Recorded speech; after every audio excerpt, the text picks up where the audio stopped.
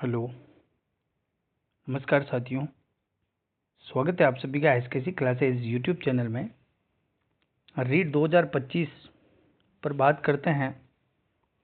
एक बार सभी स्टूडेंट्स जो भी नए हैं तो हमारे चैनल को एक बार सब्सक्राइब ज़रूर करें और छोटी छोटी इन्फॉर्मेशंस के लिए आप हमारे टेलीग्राम चैनल को ज्वाइन कर सकते हैं। उसका जो लिंक है डिस्क्रिप्शन में दे रखा है।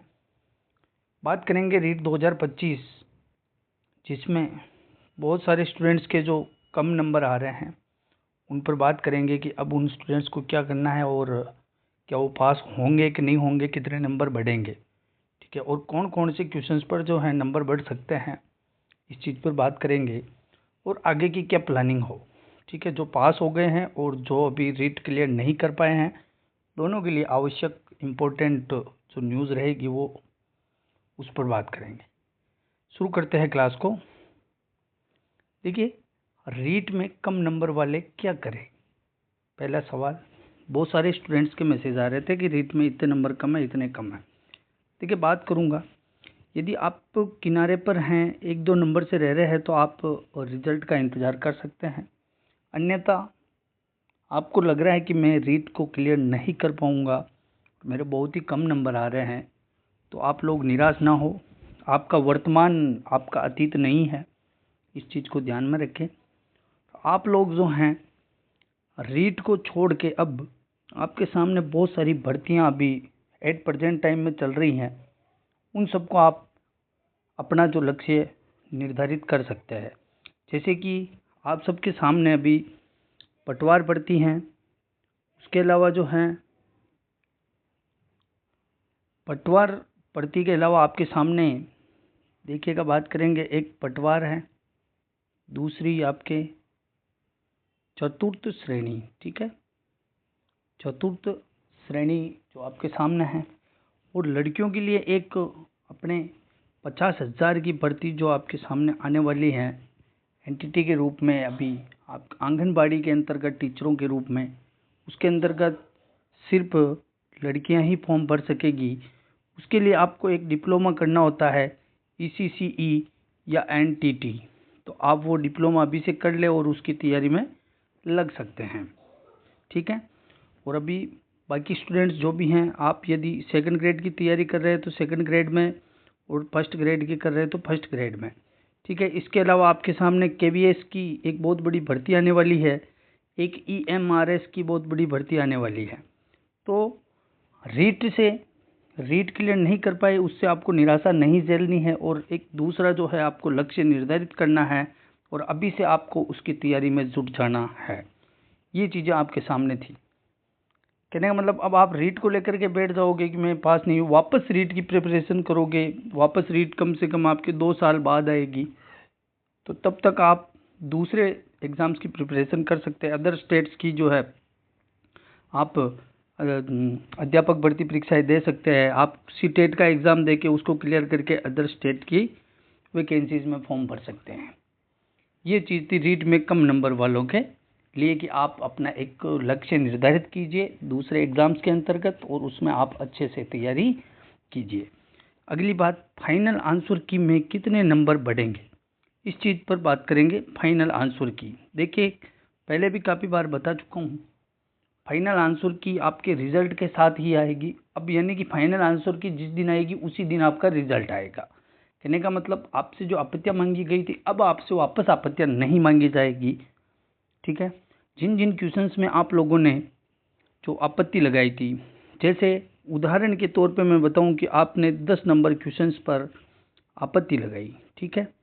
अब कितने नंबर बढ़ेंगे उस पर बात करेंगे, लेकिन नंबर किस प्रकार से बढ़ते हैं उस चीज़ पर भी थोड़ा सा बात करेंगे। 10वीं क्वेश्चंस में आपने आपत्ति लगाई, आपकी आपत्ति थी, 4 ऑप्शंस थे, A, B, C और D, ठीक है। गवर्नमेंट ने आंसर मान लिया था C, और आपने आपत्ति लगाई एक को लेकर के कि A ऑप्शन भी इसके अंतर्गत सही होना चाहिए, उसका आपने प्रूफ दिया है। तो इस चीज़ के ऊपर का बोर्ड कमेटी बिठाएगा, कमेटी निर्णय लेगी कि सी के साथ साथ एक को सही माना जाए या नहीं। अगर ऑथेंटिक है, आंसर मानने योग्य हैं, तो आपके एक को सही मान लिया जाएगा।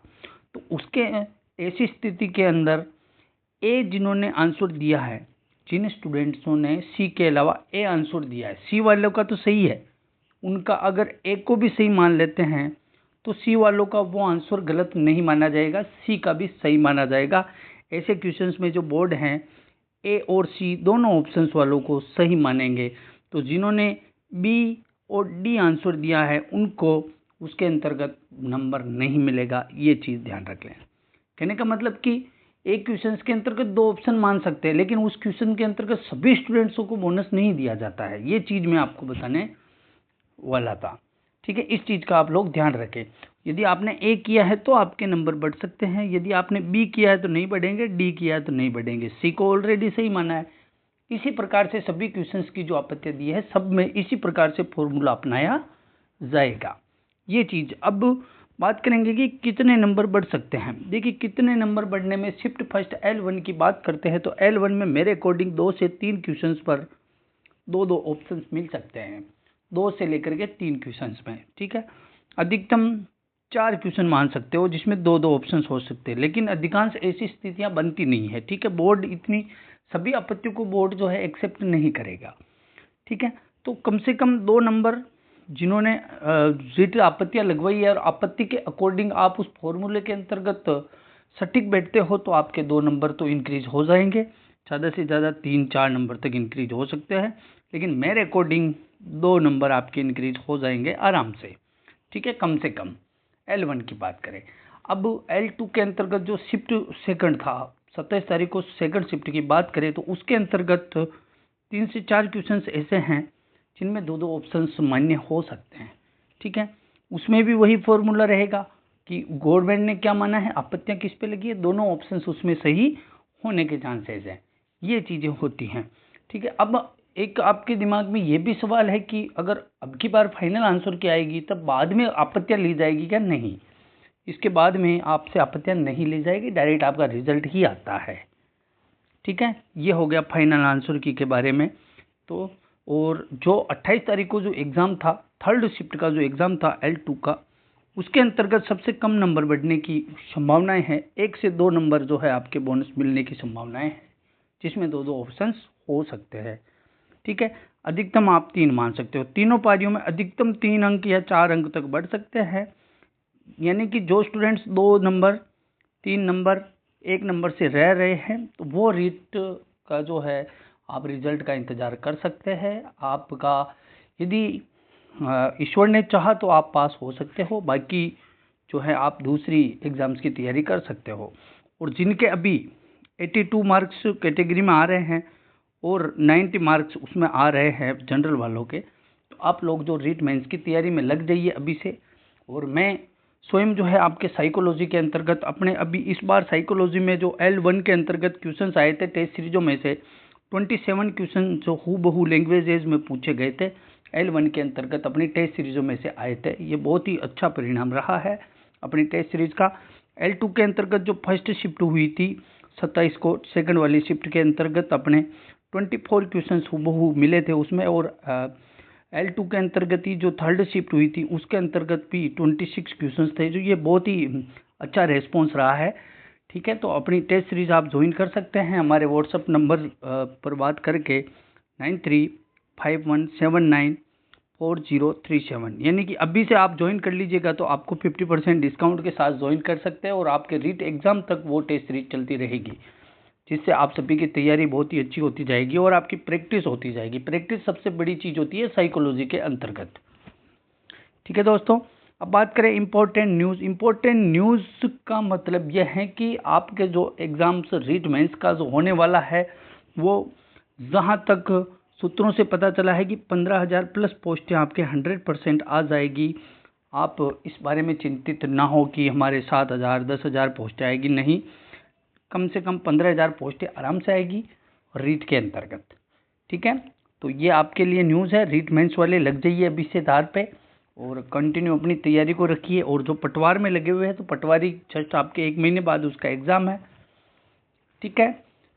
बाकी अदर्स एग्ज़ाम की तैयारी करते हैं तो भी आप कंटिन्यूटी रखें, कंटिन्यू रह के तैयारी करें, बाकी सब अच्छा होगा और रीट में कम नंबर वाले हताश ना हो और दूसरे कंपटीशंस की तैयारी में आप लग सकते हैं, ठीक है। आप हमारे ऑफिशियल टेलीग्राम चैनल ज्वाइन करके वहाँ छोटी छोटी इन्फॉर्मेशन डाल दी जाती है और वहाँ पर भी एक क्यूज स्टार्ट करने जा रहे हैं बहुत जल्द, 2-3 दिन के अंतर्गत। वहाँ पर डेली शाम को 10 क्वेश्चंस की क्यूज रहेगी, उसके अंतर्गत भी आप भाग ले सकते हैं टेलीग्राम चैनल ज्वाइन करके।